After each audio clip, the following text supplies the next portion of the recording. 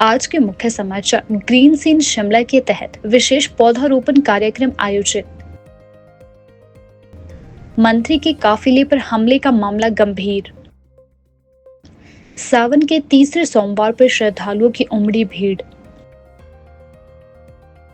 मुख्यमंत्री सुखविंदर सिंह सुक्खू ने थुनाग घटना को बताया दुर्भाग्यपूर्ण। बंदरों का आतंक, 9 वर्षीय बच्ची पर हमला। करुणा मूलक संघ ने मुख्यमंत्री को दिलाई मांगों की याद। सचिवालय पहुंचे एसएमसी अध्यापक संघ।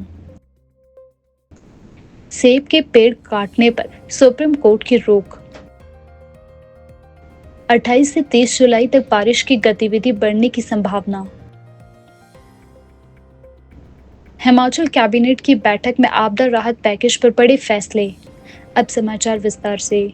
मुख्यमंत्री सुखविंदर सिंह सुक्खू ने सोमवार को शिमला में पत्रकारों से अनौपचारिक बातचीत में सराज के थुनाग में राजस्व मंत्री जगत सिंह नेगी के साथ हुए व्यवहार को बेहद दुर्भाग्यपूर्ण करार दिया है। उन्होंने कहा कि यह केवल मंत्री के साथ नहीं बल्कि तिरंगे और लोकतांत्रिक मूल्यों का भी अपमान है, जिसे प्रदेश सरकार और कांग्रेस पार्टी किसी सूरत में बर्दाश्त नहीं करेगी। मुख्यमंत्री ने बताया कि इस मामले में एफआईआर भी दर्ज हो चुकी है और मंत्री नेगी से चर्चा के बाद आगे की कार्यवाही की जाएगी। राज्यपाल की टिप्पणियों पर प्रतिक्रिया देते हुए सीएम सुक्खू ने कहा कि राज्यपाल महोदय को हिमाचल पर टिप्पणी करना शोभा नहीं देता है। वे एक संवैधानिक पद पर है और उन्हें संयम बरतना चाहिए।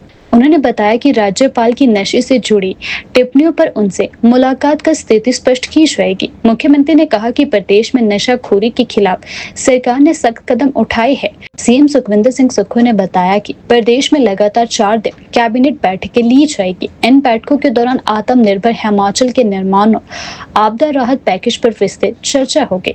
सीएम ने स्पष्ट किया कि वे बैठकें सिर्फ औपचारिकता नहीं होगी बल्कि राज्य के भविष्य के लिए निर्णायक भूमिका निभाएगी। सरकार का दायित्व ये होता है और कर्तव्य ये होता है कि पूरी जानकारी प्राप्त करने के बाद उन आपदा प्रभावित परिवारों की किस प्रकार सहायता की जाए। हिमाचल प्रदेश के पहाड़ी क्षेत्र को देखते हुए हमने सबसे पहले सड़कों को खोलने का कार्य शुरू किया और पीने की पानी की योजनाएं और जो आपदा में जो व्यक्ति खो गए थे उनको ढूंढने का कार्यक्रम, सेना के हेलीकॉप्टर लगाए, एनडीआरएफ बुलाई, एसडीआरएफ बुलाई और युद्ध स्तर पर वहाँ कार्य शुरू हुआ। डिप्टी कमिश्नर वहाँ रुके और पहले ही दिन जैसे ही थोड़ा रोड खुला वो मुख्यमंत्री मुकेश अग्निहोत्री जी वहाँ गए, हमारे विक्रमादित्य सिंह जी वहाँ गए। फिर उसके बाद हमने राजेश धर्मानी, मैं खुद गया, फिर राजेश धर्मानी जी को 2 दिन करसोग और सराज के, क्योंकि वो टेक्निकल क्षेत्र से थे, सिविल इंजीनियर है, उनको हमने वहाँ भेजा। और उसके बाद कर्नल धनीराम शांडिल जी वहाँ गए सारे आपदा प्रभावित क्षेत्रों में। और उसके बाद मैंने माननीय राजस्व मंत्री जगत सिंह नेगी जी को कहा कि आपका विभाग है, आपदा प्रभावित परिवारों के लिए पैकेज लाना है, आप देख के आइए। हॉर्टिकल्चर मिनिस्टर भी है कि होली हाउसेस को नुकसान हुआ है, सेब के बागबानों को नुकसान हुआ है और आप अंदाज़ा लगाइए, क्योंकि अनुभवी मंत्री है जगत सिंह नेगी जी, और अंदाज़ा लगाइए कि जिनके घरों में सिल्ट अंदर चली गई है पर मकान खड़ा का खड़ा है तो उसका कितना मकान को नुकसान हुआ। नेगी जी वहाँ गए और लोगों से बात की और उन क्षेत्रों में भी गए जहाँ अभी तक कोई पहुँच नहीं पाया। और उसके बाद नेगी जी के पास कुछ भारतीय जनता पार्टी के कार्यकर्ता आए। भारतीय जनता पार्टी के कार्यकर्ता कहते हैं कि थुनाग जो कॉलेज है उसको शिफ्ट ना किया जाए। थुनाग को टेम्परेरी तौर पर कहा कि जब तक रास्ते खुल नहीं जाते, पूर्व मुख्यमंत्री को खुद चलने में दिक्कत वहाँ रास्ते चलने में दिक्कत आ रही क्योंकि वो टेम्परेरी खुले हैं। तो जो बच्चे पूरे हिमाचल प्रदेश के थुनाग के हॉर्टिकल्चर यूनिवर्सिटी के कॉलेज में पढ़ते हैं वो कहाँ जाएंगे, वो घबरा गए हैं। उनको ऐसे क्षेत्र में उनकी पढ़ाई का भी नुकसान ना हो, तो हमने उसको वहाँ से सिर्फ 50, 30, 40 किलोमीटर नाचन के क्षेत्र में शिफ्ट किया है और गौर में शिफ्ट किया है। पर मुझे नहीं लगता कि जयराम ठाकुर जी को जगत सिंह नेगी जी से क्या परेशानी है। शिफ्ट करना कोई गलत बात है। जब बच्चे जाना नहीं चाहते, 2 महीने तक उनकी पढ़ाई नहीं होती। नेगी जी से मिलने के बाद अगले दिन की बात हो है या उसी शाम की बात है, उन्होंने किसी और क्षेत्र में जाना था जहां पॉली हाउसेस को नुकसान हुआ वहां जाने लगे। आराम से वो अपनी गाड़ी में बैठे। ये भारतीय जनता पार्टी को शोभा नहीं देता, ये उनके कार्यकर्ताओं को भी शोभा नहीं देता कि जिस गाड़ी में तिरंगा लगा है उस तिरंगे पर आप काले कपड़े पहन फेंको, उस तिरंगे पर आप जूते फेंको, उस तिरंगे का अपमान करो और अपनी राजनीतिक लाभ के लिए, वो फ़ायदा उठाने के लिए इस प्रकार की बातें करें। ये बड़ी अशोभनीय घटना है। सरकार ने तिरंगे के अपमान का कड़ा संज्ञान लिया। नेगी जी से बात होगी, नेगी जी के साथ आप बहस भी गए, एक मंत्री उनकी बहस भी सुन रहा है, उनसे कह भी रहा है कि भैया ये हमारा फैसला नहीं है, हमारे उनके जो परिवार जो नष्ट, उनके परिवार जो शिफ्ट हुए उनके परिवार हमसे मिले हैं। और किसमें किया? नाचन तो मंडी जिला का ही क्षेत्र है। जब तक कि रास्ते खुल नहीं जाते, जब तक कि वहाँ पूरी समस्या का समाधान नहीं हो जाता, तब तक के लिए किया, लेकिन वो माने नहीं। और उन्होंने जहाँ उनकी गाड़ी पर झंडे फेंके, उनके तिरंगे का अपमान किया। सरकार इसका कड़ा विरोध करती है। और इस प्रकार की घटनाएं जो भारतीय जनता पार्टी अपने आप को ये कहती है कि हम तो तिरंगे के लिए सब कुछ करने के लिए तैयार है, उनको, उनके कार्यकर्ताओं को हाल आपने देख लिया, आपके सोशल मीडिया में चला। तो कांग्रेस पार्टी तिरंगे का अपमान कभी सहन नहीं करेगी, ना हिमाचल प्रदेश की सरकार कभी तिरंगे का अपमान सहन करेगी। पर्यावरण संरक्षण की दिशा में एक अहम कदम उठाते हुए मैत्री संस्था ने अपनी ग्रीन सीन शिमला परियोजना के अंतर्गत टूटीकंडी क्षेत्र में एक विशेष पौधारोपण कार्यक्रम का आयोजन किया। इस अवसर पर नगर निगम शिमला के महापौर माननीय सुरेंद्र चौहान और उप महापौर उमा कौशल बतौर मुख्य अतिथि उपस्थित रहे। दोनों अतिथियों ने पौधारोपण कार्यक्रम का शुभारंभ किया तथा संस्था के प्रयासों की सराहना की। टूटीकंडी क्षेत्र को मैत्री संस्था ने जुलाई 2014 में गोद लिया था और तभी से संस्था लगातार क्षेत्र में हरियाली बढ़ाने, स्वच्छता बनाए रखने और पर्यावरण संरक्षण के लिए विभिन्न गतिविधियां चला रही है। संस्था के सदस्यों ने मिलकर पौधे लगाए और पर्यावरण को बचाने की शपथ ली। कार्यक्रम का उद्देश्य शिमला को अधिक हरित और स्वच्छ और सुंदर बनाना है। संस्था के अध्यक्ष ने बताया कि आने वाले महीनों में और भी क्षेत्रों में ऐसे कार्यक्रम आयोजित किए जाएंगे ताकि सामुदायिक भागीदारी के माध्यम से पर्यावरण के प्रति जागरूकता बढ़ाई जा सके। हमारे लिए बड़ा सौभाग्य का दिन है कि आज इस प्लांटेशन डे वाले दिन हमारे मेयर साहब हमारे बीच में हैं और मैं इस मैत्री संस्था का यहाँ स्वागत करती हूँ।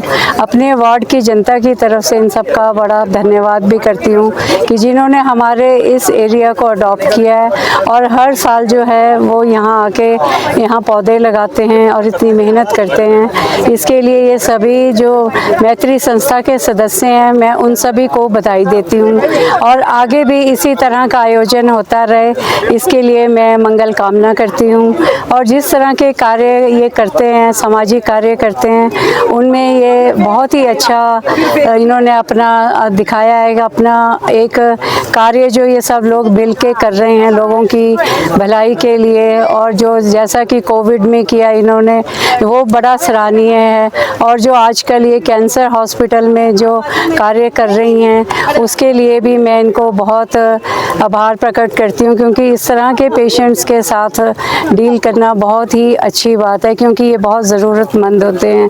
और जो भी हमारी जो महिलाएं हैं, उनके लिए ये कहीं भी कोई कार्य, जैसे किसी कोई शादी नहीं करवा पाता है, तो वहाँ ये संस्था जो है आगे बढ़ चढ़ कर हिस्सा लेती है और इन्होंने आज तक 20 लड़कियों की शादी भी करवाई है। इसके लिए भी मैं इनको बधाई देती हूँ। देखिए, मैं सबसे पहले मैत्री संस्था के सभी मेंबर्स को बहुत बहुत बधाई देता हूँ। और आज हम यहाँ टूटीकंडी में खड़े हैं, जहाँ इन्होंने इस एरिया को अडॉप्ट किया हुआ है। पिछले साल भी इन्होंने पौधे लगाए और इस साल भी अभी पौधरोपण का कार्य में मैं भी सम्मिलित हुआ। मैं अपने आप को बहुत सौभाग्यशाली समझता हूँ कि यहाँ मुझे भी इस अवसर पे आने का मौका मिला।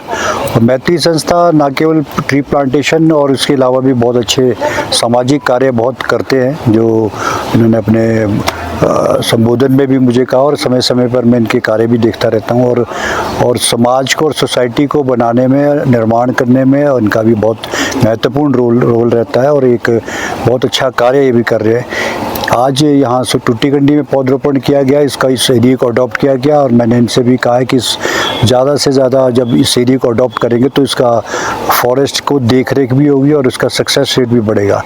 इसके अलावा मैंने इनसे एक निवेदन किया है कि जो मैत्री की मैक्सिमम महिलाएं इस पे काम कर रही हैं, तो एक हमारी जो गार्बेज की महिलाएं हैं जो गार्बेज उठाती हैं हमारे घरों से, उनके लिए भी सैनिटरी पैड की मैंने रिक्वेस्ट की है इनसे कि आप एक जो भी बहुत विभिन्न जगह पे ये काम करते हैं, अलग अलग फील्ड में, कहीं स्कूलों में कुछ ना कुछ देते हैं या पार्क बनाने के लिए कुछ और बच्चों के लिए, बुक्स के लिए, कई तरह से। तो मैंने एक सुझाव इनसे रखा, इन्होंने इस पे कहा है कि हम नेक्स्ट वीक या अगले महीने इस पे ज़रूर हम काम करेंगे, क्योंकि एक ये भी नेक कार्य होगा और कुछ महिलाएं उसमें खर्च पैसा नहीं कर पाती है और उनके बच्चे भी होते हैं, आगे बच्चियाँ भी होती है और उनको अगर इसका सहयोग करेंगे तो एक बहुत सोसाइटी के लिए बहुत अच्छा कंट्रीब्यूशन का रहेगा। जिन्होंने मेरे इस निवेदन को इन्होंने स्वीकार भी किया और मैं बहुत बहुत धन्यवाद करता हूँ इनका कि इन्होंने अपने इस कार्य को और आगे बढ़ाएं और ईश्वर से प्रार्थना करूँगा कि आपकी संस्था दिन रात तरक्की करे और उन्नति करे। शिमला सचिवालय में सोमवार को हुई मंत्रिमंडल की बैठक में करुणा मूलक संघ के सदस्यों ने मुख्यमंत्री सुखविंदर सिंह सुक्खू को संघ की लंबित मांगों की याद दिलाई। उन्होंने स्पष्ट शब्दों में कहा कि अब सिर्फ बातचीत या आश्वासन से काम नहीं चलेगा, सरकार को करुणा मूलक नियुक्तियों पर ठोस कार्यवाही करनी होगी। संघ के प्रतिनिधियों ने कहा कि हम बातचीत के उद्देश्य से आए हैं, लेकिन अब तक सिर्फ आश्वासन ही मिले हैं। साथ ही उन्होंने कहा कि काफी समय बीत चुका है, अब हमारी मांगों को गंभीरता से लेते हुए मृत कर्मचारियों के परिजनों को डेथ सर्टिफिकेट के आधार पर नौकरियां भी दी जाए। करुणा मूलक नियुक्तियों को लेकर लंबे समय से संघर्ष कर रहे परिजन सरकार से यह मांग कर रहे हैं कि जिन कर्मचारियों की सरकारी सेवा के दौरान मृत्यु हो चुकी है, उनके परिजनों को मानवीय आधार पर शीघ्र रोजगार दिया जाए। साथ ही संघ के प्रतिनिधियों ने कहा कि उम्मीद जताई जा रही है कि इस बार की कैबिनेट बैठक में इस मुद्दे को प्राथमिकता के आधार पर रखा जाएगा और कोई निर्णायक फैसला भी लिया जाएगा। मैं बॉबी शुटा, करुणामूलक संघ हिमाचल प्रदेश की उपाध्यक्ष। तो आज फिर से पहुंची हूँ शिमला सचिवालय। अपना जो हमारा ये मुद्दा है, तो ये कैबिनेट होनी है। आज से लगभग 3 दिन लगातार 3-4 दिन ये लगातार ये जो कैबिनेट चलनी है, तो हम चाहते हैं कि इस कैबिनेट में हमारा एजेंडा भी लाया जाए। ये जो हमारा करुणामूलक का है, जो बार बार हम लोगों को आश्वासन मिलते रहते हैं, हर मंच से जो ये हमें आश्वासन देते हैं, तो अब इसको धरातल पे उतारने का समय आ चुका है। इसको जल्दी से धरातल पे उतारे। हम यहाँ पे कोई राजनीति करने नहीं आए हैं, हमारा कोई ऐसी मंशा नहीं है। हम तो मुख्यमंत्री जी से निवेदन करने आए हैं, रिक्वेस्ट करने आए हैं कि महोदय अब हम लोगों को मतलब ये दर दर की ठोकरें खाने पे मजबूर ना करें, क्योंकि बहुत संघर्ष हम लोगों ने पहले भी हम लोग कर चुके हैं और अभी हम कर ही रहे हैं। तो हम लोगों के लिए जो भी आपने वादे किए थे, अब उसको जल्दी से धरातल पे उतारे और हम लोगों के लिए कोई अच्छी सी कोई स्थायी नीति हम लोगों के लिए बनाए, जिसके तहत वन टाइम रिलैक्सेशन के माध्यम से सबको एक साथ नियुक्तियाँ मिल सके। और जो ये 62,500 की जो शर्त है, इसको भी पूर्ण रूप से हटाया जाए। थोड़ा इनकम का जो क्राइटेरिया उसको थोड़ा बढ़ाया जाए और जो हमारे कुछ रिजेक्ट केस थे उसको भी दोबारा से कंसीडर किया जाए और तभी सबको एक साथ नियुक्तियाँ मिलेगी। क्योंकि एक तो हमारे बहुत सारे केस हमारे वैसे हैं जो अब एक तो उम्र भी हो रही है सबकी, कई तो 45 से भी ऊपर चले गए हैं। तो कब ये नौकरी सरकार ने हमको देनी है, कब ये करनी है, कब हम रेगुलर होंगे, कब कुछ पता नहीं है। तो इसीलिए महोदय आपसे यही रिक्वेस्ट है, यही निवेदन है कि अब इसमें ज़्यादा समय ना लगाए। जो भी होना है इसमें तो इसको तुरंत और कैबिनेट में हमारा ये एजेंडा लाया जाए। अगर हमारी ये मांगे अभी पूरी नहीं होती है तो हम भी बैठने वालों में से तो हम भी नहीं हैं, हम भी करेंगे, हम आंदोलन करेंगे। हम इस तरह से नहीं बैठेंगे क्योंकि ये हमारे हक की लड़ाई है, ये हमारे स्वाभिमान की लड़ाई है, तो इतनी आसानी से इसे हम भी नहीं छोड़ेंगे। एक मुख्यमंत्री ने एक विभिन्न किसी में इसको बढ़ाया जाए और जो केस हमारे रिजेक्ट है उनको कंसीडर किया जाए और बाकी जो भी मतलब डेट ऑफ डेथ के हिसाब से सबको नौकरियां दी जाए। वन टाइम रिलैक्सेशन हम चाहते हैं, मतलब ऐसी बढ़िया पॉलिसी सरकार हमारे लिए लेके आए ताकि हमारे जो भी बचे हुए हैं जिनको भी नौकरियां मिली ताकि उनको समय रहते नौकरी मिल जाए। जो भी इसमें संशोधन होना है, हमारी कमेटी के जो ये कमेटी बनी थी इसके अध्यक्ष हमारे बने थे रोहित ठाकुर जी, उन्होंने अपनी शिक्षा मंत्री जी इसके अध्यक्ष बने थे, उन्होंने अपनी रिपोर्ट सौंप दी है। तो अब मुख्यमंत्री जी से निवेदन है कि महोदय हम आज भी यहाँ पे हमारे आने का यही कारण है, हम आपसे निवेदन करते हैं कि अब हम लोगों से और इंतज़ार ना करवाए, बहुत जल्दी हमारे लिए कोई स्थायी नीति बनाई जाए। हिमाचल प्रदेश के मंडी जिले के सराज विधानसभा क्षेत्र स्थित थुनाग में 25 जुलाई को कैबिनेट मंत्री जगत सिंह नेगी के काफिले पर हुए हमले ने अब गंभीर मोड़ ले लिया है। मामले की जांच में तिरंगे के अपमान का आरोप भी सामने आया है, जिसके बाद पुलिस ने पहले दर्ज मामलों में राष्ट्रीय गौरव अपमान निवारण अधिनियम की धाराएं भी जोड़ दी है। प्रारंभिक जांच में सामने आया है कि मंत्री की गाड़ी पर राष्ट्रीय ध्वज तिरंगा लगा हुआ था। इसके बावजूद प्रदर्शनकारियों ने जानबूझकर गाड़ी पर पत्थरबाजी, जूते फेंकने और काले झंडे दिखाने जैसी कार्यवाहियां की। यह प्रदर्शन उद्यानिकी एवं वानिकी महाविद्यालयों को थुनाग में स्थानांतरित किए जाने के विरोध में किया गया था। इस पूरे घटनाक्रम को लेकर 3 अलग-अलग एफआईआर दर्ज की गई है। पहले एफआईआर में 57 प्रदर्शनकारियों पर लोक सेवक के कर्तव्यों में बाधा, गैर कानूनी जमावड़ा और गाड़ी को जबरन रोकने जैसे आरोप हैं। दूसरी एफआईआर में आरोप है कि प्रदर्शनकारियों ने सुरक्षा को खतरे में डाला, पत्थरबाजी की, चोट पहुंचाई और गाली गलौज की। तीसरी एफआईआर में 7 महिलाओं पर गाड़ी रोकने, नारेबाजी और जूते फेंकने का आरोप है। शिकायतकर्ता जगदीश ने बताया कि इस घटना में राष्ट्रीय ध्वज तिरंगे का भी अपमान किया गया है। पुलिस अधीक्षक साक्षी वर्मा ने बताया कि वीडियो फुटेज के आधार पर आरोपी की पहचान की जा रही है और सभी तथ्यों की गंभीरता से जांच की जाएगी। उन्होंने कहा कि जिसने तिरंगे का अपमान किया उसकी पहचान की जा रही है और वीडियो की जांच भी की जा रही है। आज सावन माह के तीसरे सोमवार और विनायकी चतुर्थी के दुर्लभ संयोग पर राजधानी शिमला सहित प्रदेश भर के शिवालयों में श्रद्धालुओं की भारी भीड़ उमड़ रही है। वहीं छोटा शिमला के मंदिर में सुबह से ही भक्तों की लंबी कतारें भी देखने को मिली है। आज का दिन भगवान गणेश और भगवान शिव जी को समर्पित होता है। यह शिव गणेश की संयुक्त आराधना का दुर्लभ संयोग है, जिसे लेकर श्रद्धालुओं में विशेष उत्साह भी देखने को मिला।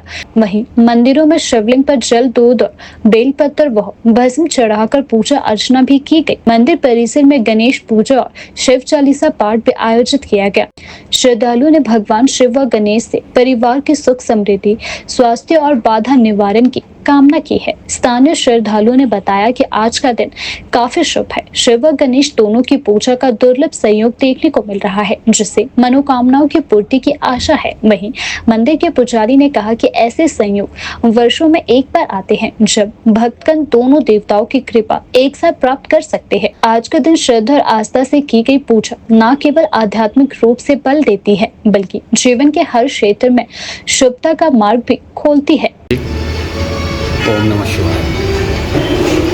इसमें सुबह 4 बजे आरती हो गई थी, पहले प्रहर की, और उसके बाद लगातार लोग या भक्त भगवान शंकर जी के पास जल चढ़ाने आ रहे हैं, जो कि अभी तक लगभग 300-350 लोग आ चुके हैं।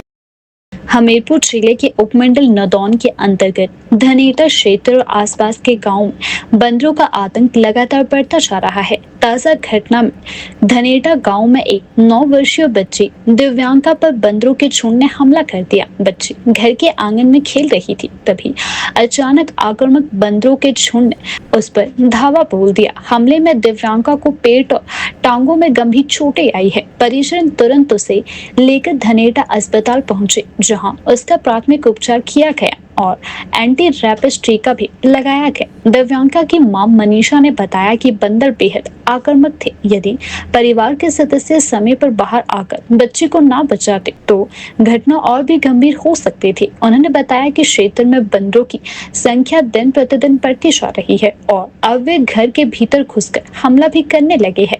इस घटना के बाद पूरे गाँव में गंभीर रोष और डर का माहौल बना हुआ है। स्थानीय लोगों ने बताया कि बंदर न केवल रास्तों पर चलने वाले वाले लोगों को परेशान करते हैं, बल्कि अब छोटे बच्चों पर भी हमला करने लगे हैं। ग्रामीणों ने प्रशासन से अपील की है कि बंदरों की संख्या को नियंत्रित करने के लिए तत्काल अभियान चलाया जाए। वन विभाग को क्षेत्र में कड़ी निगरानी और नियंत्रण के निर्देश भी दिए जाए। बच्चों और बुजुर्गों की सुरक्षा को ध्यान में रखते हुए बंदरों को सुरक्षित रूप से पकड़ने की व्यवस्था भी की जाए।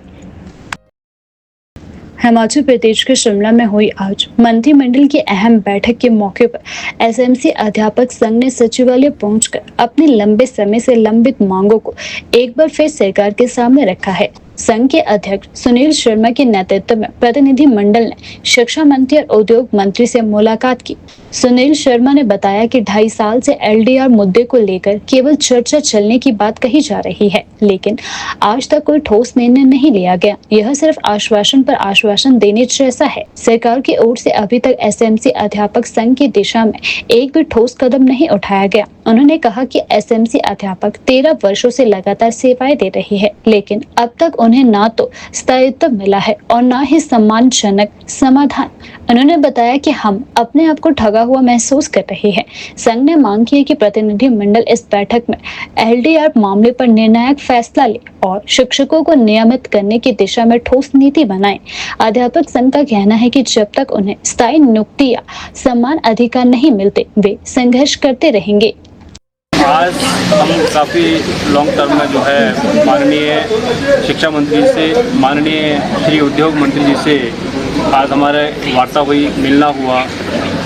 जो पिछले 2.5 साल से जो सरकार ने एलडीआर का जो कहा कि भाई एसएमसी अध्यापकों को जो है एलडीआर के माध्यम से जो है विभाग में लाया जाएगा, और 2.5 साल बीतने के बाद भी जब विभाग में जाते हैं या मंत्रिमंडल में जाते हैं तो उन्होंने कहा कि भाई इसमें डिस्कशन चली है, अभी हो जाएगा, इतना टाइम लगेगा। अब तो मान्यवर 2.5 साल हो चुके हैं, तो हम इसी उम्मीद के साथ आज भी माननीय शिक्षा मंत्री जी से मिले कि 2.5 साल हो चुके हैं, तो 2.5 साल के अंदर जो है अभी भी एक कदम भी आपने आगे एसएमसी अध्यापकों के प्रति नहीं बढ़ाया है। तो इसी आश्वासन के साथ, इसी उम्मीद के साथ आज हम मिले, और हम पिछले एक मंथ से जो है माननीय मुख्यमंत्री से मिले, और मुख्यमंत्री जी ने कहा कि भाई जब तक जो है इनका एलडीआर प्रोसेस शुरू नहीं हो जाता है तब तक जो है प्रोबेशन पीरियड में इनको रखा जाए। पर लेकिन उस समय भी शायद मुख्यमंत्री ने कहा और आगे शायद फॉलो हुआ, वो बात उनकी कि नहीं हुई, वो एक अलग मैटर है। लेकिन हम चाहते हैं कि अब 13 वर्ष बीत जाने के बाद भी एसएमसी अध्यापकों को अपने आप को ठगा सा महसूस कर रहा है। तो हम चाहते हैं कि शीघ्र अतिशीघ्र जो है सरकार इस विषय में आगे बढ़े और एसएमसी अध्यापक के हितों में जो है उचित फैसला लें। ये आपकी बिल्कुल सही बात है, ये भर्तियाँ हुई है पहले भी, उनके बिहाफ पे आप हमारा काम कर दीजिए, एलडीआर एक साइड में रख दीजिए आप। जबकि खुद सीएम साहब ने कहा कि प्रोबेशन में इनका डाल दीजिए, 8 साल के ले लो या 10 साल लगा लो, जो भी इनका जितना भी टाइम पीरियड का पूरा होता है उनके बीच उस हिसाब से जो है इनको अंदर ले लो। पर लेकिन आज भी अपने आप को एसएमसी अध्यापक जो है ठगा सा महसूस कर रहा है और अभी तक जो है कोई भी प्रक्रिया आगे नहीं बढ़ी है। उन्होंने आश्वस्त किया है कि आज मैं इस मैटर को माननीय मुख्यमंत्री जी के समक्ष उठाऊंगा और आपकी जो जायज़ मांग है उसको हम जल्द पूरा करेंगे। पर लेकिन जो आपका जो एलडीआर का प्रोसेस है या प्रोबेशन में डालना है वो उसको हम आज मुख्यमंत्री से डिस्कशन करके क्लियर करेंगे। तत्पश्चात उद्योग मंत्री जी ने भी कहा कि मैं इस मैटर को आज कैबिनेट में भी उठाऊंगा, माननीय मुख्यमंत्री के समक्ष रखेंगे और इसमें जो भी रास्ता निकल के आएगा वो आपके हित में ही आगे बढ़ेगा और आपके हित में ही होगा। हिमाचल प्रदेश में मानसून ने एक बार फिर रफ्तार पकड़ ली है, जिससे राज्य के कई हिस्सों में तबाही का दौर जारी है। सोमवार सुबह से राजधानी शिमला सहित राज्य के अधिकांश क्षेत्रों में झमाझम बारिश हो रही है। इसके चलते राज्य भर में भूस्खलन और जल भराव जैसी घटनाएं भी बढ़ गई है। आपदा प्रबंधन विभाग के अनुसार सोमवार सुबह 10 बजे तक राज्य में 199 सड़कें यातायात के लिए बंद रही। इसके अलावा 57 बिजली ट्रांसफार्मर, स्थानीय जल आपूर्ति योजनाएं भी प्रभावित हुई है। अकेले मंडी जिले में 130 सड़कें और 38 पेयजल योजनाएं बंद है। 20 जून से 27 जुलाई के बीच 161 लोगों की मौत हो चुकी है, 263 लोग घायल हुए हैं, 34 लोग अभी भी लापता चल रहे हैं। 59 मौतें सड़क हादसों में हुई है। 1613 घर और दुकानें क्षतिग्रस्त हुई है। 1165 गौशालाएं टूट चुकी है। 1402 पालतू पशुओं की मौत भी हो चुकी है। मौसम विभाग केंद्र शिमला के अनुसार राज्य में 28 से 30 जुलाई तक बारिश की गतिविधि बढ़ने की संभावना है, जिसमें 29 जुलाई को सबसे अधिक तीव्रता दर्ज होने की आशंका है। 29 जुलाई को कांगड़ा, कुल्लू व मंडी झीलों में ऑरेंज अलर्ट जारी किया गया है। 28 और 30 जुलाई से 3 अगस्त तक कई स्थानों पर भारी बारिश का येलो अलर्ट भी जारी रहेगा। आगामी 48 घंटों में अधिकतम तापमान में 2 से 5 डिग्री सेल्सियस की गिरावट की संभावना बताई गई है। प्रदेश सरकार और आपदा प्रबंधन टीमें राहत और पुनर्स्थापना कार्यों में जुटी हुई है। हिमाचल प्रदेश उच्च न्यायालय द्वारा 2 जुलाई को दिए गए सेब के पेड़ों को काटने के आदेश पर माननीय उच्चतम न्यायालय ने आज अंतिम रोक लगा दी है। यह आदेश शिमला शहर के पूर्व उप महापौर द्वारा दायर याचिका पर सुनवाई के दौरान दिया गया। मामले की पैरवी उच्चतम न्यायालय के वरिष्ठ अधिवक्ता सुभाष चंद्रन द्वारा की गई है। इस फैसले से सेब उत्पादकों और स्थानीय किसानों को बड़ी राहत मिली है, जो बीते कुछ समय से पेड़ों की कटाई और संभावित बेदखली को लेकर चिंता में थे। इस मुद्दे को लेकर हिमाचल किसान सभा और सेब उत्पादक संगठन ने भी सरकार के खिलाफ मोर्चा खोल दिया। संगठनों ने घोषणा की है कि 29 जुलाई को शिमला स्थित सचिवालय के बाहर प्रदर्शन किया जाएगा। उनकी मांग है कि सरकार सेब बागवानों को उजाड़ने की नीति पर तत्काल रोक लगाए, बेदखली, घरों की तालाबंदी और तोड़फोड़ जैसी कार्यवाहियों पर पूर्ण प्रतिबंध भी लगाया जाए। किसान सभा का कहना है कि यह न सिर्फ किसानों की आजीविका पर चोट है, बल्कि पर्यावरण और हिमाचल की आर्थिकी के लिए भी घातक है। अभी अभी सूचना प्राप्त हुई है कि जो पिछले दिनों जो उच्च न्यायालय का आदेश पारित किया गया था, जिसमें कहा गया था कि ये जो सेब के पेड़ हैं जो किसानों के कब्जे वाली भूमि पर लगे हैं, उनको जो है काटा जाए और वहाँ पर जो है वो अन्य जो वनों की प्रजातियां हैं उनको लगाया जाए। अभी अभी प्राप्त सूचना के अनुसार माननीय उच्चतम न्यायालय ने जो है उच्च न्यायालय के इस आदेश पर जो है रोक लगा दी है। अभी पिछले दिनों में जो शिमला शहर के उप महापौर रहे हैं टिकिंदर सिंह पंवर, उन्होंने एक याचिका दायर की थी माननीय उच्चतम न्यायालय में कि इस तरह से जो है ये जो पेड़ों का कटान है ये अनसाइंटिफिक है, पर्यावरण को नुकसान करता है और अमानवीय है। तो उस याचिका पर अभी जो है आज सोमवार को सुनवाई हुई है और जो है माननीय उच्चतम न्यायालय ने जो है पेड़ों के कटान पर जो है वो स्टे दे दिया है और उस उच्च न्यायालय के आदेश को भी स्टे कर दिया, जिसमें कहा गया था कि पेड़ों का कटान जो है वो रोका जाए। परंतु इसके बाद जो अभी सूचना प्राप्त हुई है, पूरी तरह से जो है उस फैसले पर जो है रोक लगाई नहीं गई है और निर्देश दिए हैं राज्य सरकार को कि वो जो है उसका अधिग्रहण करके जो है फलों को तोड़कर जो है वो जो है उसको अपने कब्जे में लेने का काम करे। तो ये लंबे समय से जो एक संघर्ष हिमाचल किसान सभा और जो सेब उत्पादक संघ है, ये जो संघर्ष जमीन के मुद्दे को लेकर कर रहा है, ये संघर्ष अभी जारी है और कल जो है 29 जुलाई को 5 बीघा जमीन जो है किसानों को देने के लिए और इसके साथ साथ जो है जो शहरी क्षेत्र में जो ढारा बनाकर रहता है, जो छोटा मोटा मकान बनाकर रहता है, उसका भी जो है वो कब्जों को नियमित करने के लिए जो है ये जो प्रदर्शन आंदोलन किया जा रहा है, ये हमारी इस मांग को लेकर यह प्रदर्शन जो है कल 29 जुलाई को किया जाएगा और इसको लेकर जो है शिमला में सचिवालय का घेराव किया जाएगा। हिमाचल प्रदेश में सोमवार को मुख्यमंत्री सुखविंदर सिंह सुक्खू की अध्यक्षता में आयोजित मंत्रिमंडल की बैठक ली गई। बैठक करीब 4 घंटे तक चली, जिसमें आपदा राहत, शिक्षा और भूमि कानून से जुड़े कई महत्वपूर्ण निर्णय भी लिए गए। बैठक के बाद कैबिनेट मंत्री जगत सिंह नेगी ने पत्रकारों को फैसलों की जानकारी दी। प्रदेश में लगातार हो रही बारिश और भूस्खलन से प्रभावित क्षेत्रों के लिए सरकार ने 2023 की तर्ज पर विशेष आपदा राहत पैकेज देने का ऐलान किया है। इसमें मुख्य बिंदु कुछ इस प्रकार से है। पूरी तरह तबाह मकानों के लिए 7 लाख की राहत राशि, आंशिक रूप से प्रभावित घरों को 1 लाख रुपए की राहत राशि, बाढ़ में सामान बहने पर मकान मालिक को 70,000 और किराएदार को 50,000 रुपए का भुगतान किया जाएगा। फसली नुकसान पर 3,000 रुपए प्रति बीघा, पशु बहने पर 55,000 रुपए और छोटे पशु बहने पर 9,000 रुपए की राहत राशि दी जाएगी। पॉली हाउस क्षति पर 25,000 रुपए की राहत भी दी जाएगी। सरकार ने स्पष्ट किया है कि जो क्षेत्र आपदाग्रस्त घोषित किए जाएंगे वहीं यह राहत दी जाएगी। कैबिनेट ने शिक्षा क्षेत्र में बढ़ती अनियमितताओं पर भी कड़ा रुख अपनाया है। अब परीक्षा पेपर लीक में संलिप्त पाए जाने पर दोषियों को 3 साल तक की सजा का प्रावधान भी किया गया है। कैबिनेट मंत्री जगत सिंह नेगी ने नेता प्रतिपक्ष जयराम ठाकुर की प्रधानमंत्री मोदी से प्रस्तावित मुलाकात पर टिप्पणी करते हुए कहा कि उन्होंने एरिया स्पेसिफिक पैकेज की मांग की है जो उचित नहीं है। नुकसान चाहे एक मकान का हो या 20 का, पीड़ा सबके बराबर होती है। राहत सबको समान रूप से मिलना चाहिए। यह वाक्य कैबिनेट मंत्री जगत सिंह नेगी ने नेता प्रतिपक्ष जयराम ठाकुर के लिए कहा है। ये जो विशेष पैकेज है राहत का, हिमाचल के उन सभी स्थानों के लिए लागू होगा जिसको प्रदेश सरकार आपदाग्रस्त क्षेत्र जो है इसको घोषित करेगी। इस पैकेज में जो विशेष बनाया है और इसी तरह से आपके जो शॉप्स हैं, ढाबे हैं जो डैमेज होंगे फुली, उनको भी 1 लाख रुपए दिया जाएगा।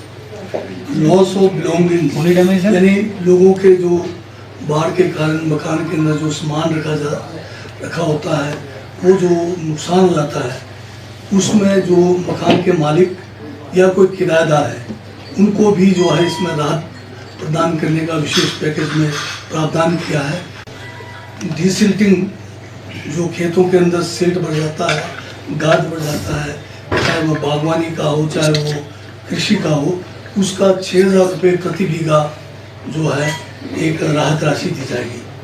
साथ में जो हमारा बागवानी या कृषि योग्य भूमि जो पूर्णतः नष्ट हो जाए, उसका प्रति बीघा जो है पीड़ित को 10,000 रुपये बीघा की राहत दी जाएगी। और जो फसल नुकसान होता है, जो बड़े पशु हैं जैसे गाय है या उससे बड़े पशु जो है, उनको जो है 55,000 रुपये प्रति जो पशु है वो राहत के रूप में दी जाएगी।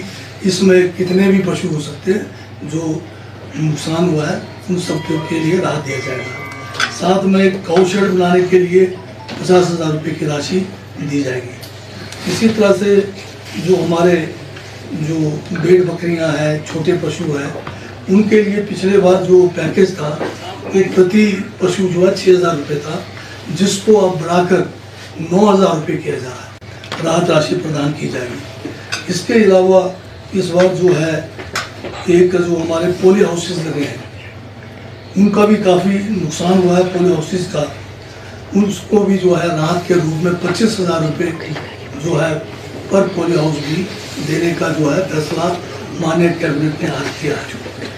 इसके साथ में जो हमारे मकानों के अंदर जो बहुत ज़्यादा सिल्ट आता है और जिसको साफ करने में बहुत समय भी लगता है और धनराशि भी खर्च होती है, उसको भी जो है 50,000 रुपये प्रति जो है मकान देने का माननीय कैबिनेट ने जो है फैसला किया है। तो ये पूरे प्रदेश के लिए लागू होगा जहाँ जहाँ भी लिया गया है। इसके साथ में कैबिनेट ने और अन्य भी फैसले लिए हैं, जिसमें विशेषकर जो भारतीय जनता पार्टी के समय जो सबऑर्डिनेट सिलेक्शन कमेटी में बड़े सारे पेपर लीक हुए, परंतु ये अलग बात है कि उन्होंने ना तो किसी के ऊपर किसी किस्म का कोई केस किया। प्रदेश सरकार ने, प्रदेश कैबिनेट ने आज एक बिल को जो है मंजूरी दी है। उस बिल में नकल देने वाला, नकल कराने वाला, पेपर लीक करने वाले को 3 साल की सख्त सजा का प्रावधान उसमें किया गया है। साथ में हमारे जो 2 मेडिकल कॉलेजेस हैं आईजीएमसी और टांडा में, यहाँ पर जो है रेडियोलॉजिस्ट और एनेस्थीसिया के केवल 10-10 सीटें हैं। आज कैबिनेट ने इन जो सीटों को 10 से बढ़ाकर 50-50 सीट करने का जो है वो भी फैसला किया है। इसके साथ में आईजीएमसी में कैंसर का जो हमारा हॉस्पिटल है उसमें पेट स्कैन और उसके लिए पेट स्कैन के लिए बिल्डिंग इलाज किया जाएगा। अभी इसके साथ में जो हमारा लैंड रेवेन्यू एक्ट है, इसमें जो लैंड रेवेन्यू हम अभी तक जो ले रहे हैं वो बहुत कम जो है कृषि भूमि का लेते हैं और सभी किस्म के भूमियों को भी उसी का ही जो है एक रेट तय था। परंतु अब एग्रीकल्चर और बागवानी के से कहाँ कितना रेट रखना है, कहाँ कितनी छूट करना है, उसको अलग से नोटिफाई करेंगे। साथ में एक और बड़ी योजना जिसको आज केंद्र ने मंजूरी भी दी है, जो माननीय मुख्यमंत्री ने अपने बजट स्पीच में भी कहा था, ये जो है फॉरेस्ट्री को लेके है, सोशल फॉरेस्ट्री, जिसका नाम है राजीव गांधी वन संवर्धन योजना। इस योजना के तहत जो है हमारे महिला मंडल, युवक मंडल या कोई भी एनजीओज जो वन भूमि के ऊपर जो है वहाँ पर पेड़ पौधे लगाने के लिए आगे आएंगे, उनको जो है एक विशेष जो है इनको पैकेज दिया जाएगा और उस पैकेज में आपके पौधे अगर जीवित है तो 1 लाख रुपए मिलेगा।